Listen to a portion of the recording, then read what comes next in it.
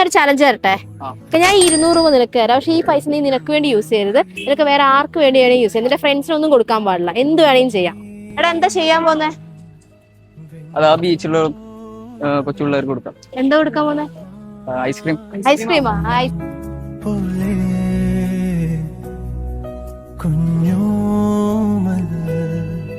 കണ്ണോരം കണ്ണീരും മായേണം നെഞ്ചോരം. എടാ അടിപൊളിയായിട്ട് ചലഞ്ച് കഴിഞ്ഞിട്ടുണ്ട്. എന്താ തോന്നുന്നു നിനക്ക് ഇപ്പൊ?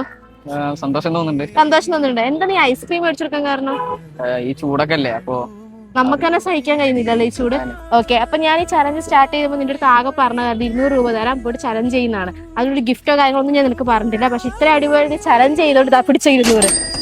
അടിപൊളി. നമ്മള് ബിയോണ്ട് കോഴിക്കോട് ഇൻസ്റ്റാഗ്രാം പേജ് എന്നാ നമ്മുടെ പേജ് നീ ഫോളോ ചെയ്തിട്ടുണ്ടെങ്കിൽ നിനക്ക് ഇതിന്റെ ഡബിൾ എമൗണ്ട് ഞാൻ തരും. അതല്ല ലാസ്റ്റ് ഒരു 5 റീൽസ് ലൈക്കും കമന്റും ഷെയറും ചെയ്തിട്ടുണ്ടെങ്കിൽ നിനക്ക് ഒരു 5000 രൂപ ഞാൻ തരും.